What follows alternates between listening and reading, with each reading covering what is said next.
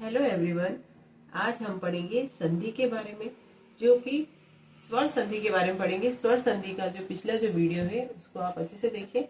2 संधियां उसमें मैं पढ़ा चुकी हूँ, स्वर संधि के प्रकार। अब इस वीडियो में मैं आपको स्वर संधि की 2 टाइप्स और पढ़ाऊंगी। तो शुरू करते हैं अपन। आज हम पढ़ेंगे स्वर संधि के फर्स्ट गुण संधि के बारे में पढ़ेंगे, जो कि स्वर संधि का प्रकार है। गुण संधि के बारे में अपन पढ़ेंगे। गुण संधि अ या अ के बाद यदि भिन्न स्वर, आपको याद रखना है, अ या आ के बाद भिन्न स्वर हो। भिन्न स्वर कौन कौन से होने चाहिए? भिन्न स्वर होने चाहिए ई, उ और री। अगर इनमें से कोई स्वर आता है, आ के साथ में भी अगर यही चीज है ई, उ और री, इनमें से कोई आता है तो आपके मिलकर जो बनेगा वो बनेगा आपका ए या ओ या अर। इसमें भी आपका बनेगा ए, ओ और आर। अब इसके एग्जाम्पल के थ्रू मैं समझा देती हूँ। गुण संधि में यदि अ या आ हो और उसके साथ में ई, उ, री जुड़ते हो तो आपका बनेगा ए या ओ या अर शब्द बनेंगे। जैसे कि अगर मैं लिखती हूँ नर प्लस इंद्र, नर प्लस इंद्र संस्कृत की संधि है। संस्कृत हिंदी में संधि लगभग समान है। तो नर प्लस इंद्र यानी कि आपके बन रहा है अ और ई। अ और ई मिलकर आपके बनेगा ए, नरेंद्र। न आपके बनेगा नरेंद्र। तो इस संधि से आपको अगर पहचान कर सकते हैं तो ये कौन सी संधि हो जाएगी? गुण संधि हो जाएगी। यानी कि अ और ई मिलकर अगर ए का साउंड होता है, ए का स्वर निकलता है तो नरेंद्र बन जाएगा। एक और एग्जांपल मैं आपको बताती हूँ। अ और उ मिल जाते हैं, या फिर आ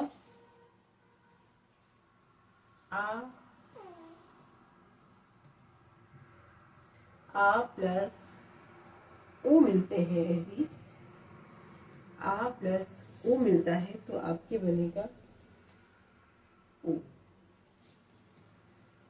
इसका एग्जाम्पल होगा नव प्लस ऊढ़ा, नवूढ़।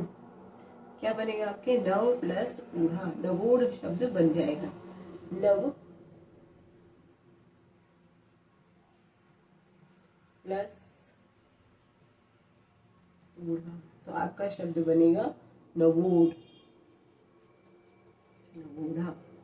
तो इससे भी आप पहचान सकते हैं कि कौन सी संधि है, गुण संधि। उसके बाद अगर महा प्लस ऋषि आता है, महा प्लस ऋषि शब्द आता है तो ये ऋषि देख सकते हैं आपके बाद। उसके बाद में आ या अ भी बोल सकते हैं इसको। आ रहा है तो आ और री मिलकर आपके बनेगा महर्षि, महर्षि। री की मात्रा आ गई तो आपकी क्या बनेगा? महर्षि। तो अर शब्द, इसमें र की जो साउंड आ रहा है, जो मैं बोल रही हूँ अर आना चाहिए, तो अर शब्द इसके अंदर आ रहा है महर्षि। तो ये शब्द भी गुण संधि के अंदर आएंगे। अब अगर ऐसे ही मैं आपको और एग्जाम्पल, ये और आप एग्जाम्पल इसके गुण संधि के और देख के समझ सकते हैं आसानी से। अब मैं आपको वृद्धि संधि के बारे में बताती हूँ। वृद्धि संधि जो कि स्वर संधि का ही प्रकार है। वृद्धि संधि, वृद्धि संधि। वृद्धि संधि में यदि शब्द के पीछे अ या आ हो, शब्द से परे या ए या फिर ए हो, तो ओ औ के आने पर दोनों का वृद्धि एकादेश या ए औ हो जाता है। यानी अ और अ के आगे अगर ए या ए हो, या फिर ओ या औ हो, तो आपके जो शब्द बनेंगे वो ए या औ होंगे। यही शब्द बनेंगे, एक ही मात्राएं लगेगी। तो इस टाइप से आपको इसको समझ सकते। इसके एग्जाम्पल में बताती हूँ। अ प्लस ए अगर हो तो आपके बनेगा एग्जाम्पल, न प्लस एव हो तो आपके बनेगा मेव, जो कि क्या बता रहा है, यह बता रहा है इसमें। तो ये इस संधि को आप आसानी से पहचान सकते हैं कि इसमें वृद्धि हो रही है, वृद्धि संधि बोलते हैं इसको। या फिर और एग्जांपल बताऊं, आ प्लस ए हो तो आपका बनेगा ए। एग्जाम्पल, एग्जाम्पल बनेगा मत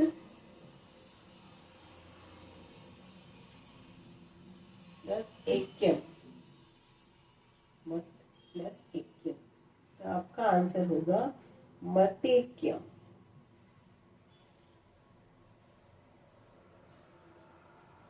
तो इससे और इससे आप आसानी से पहचान सकते हैं कि कौन सी संधि है, ये वृद्धि संधि है। उसी प्रकार जल प्लस ओ हो तो आपकी जो संधि बनेगी क्या बनेगी, इसमें आ रहा है अ का स्वर और औ का, तो आपका जो शब्द बनेगा वो इस टाइप से बनेगा। तो आपका आंसर होगा जलोध। जल प्लस ओध से बनेगा जलोध, जलोध, जलोध। इससे भी आप आसानी से पहचान सकते हैं कि किससे बनेगा, अ और औ से, अ और ओ से औ अगर बन रहा है तो वृद्धि संधि। तो ये दोनों ही संधि आपको अच्छे से समझ में आ गई होगी, गुण संधि और वृद्धि संधि। और एग्जाम्पल इसके थ्रू आप अगर देखेंगे, मिनिमम 10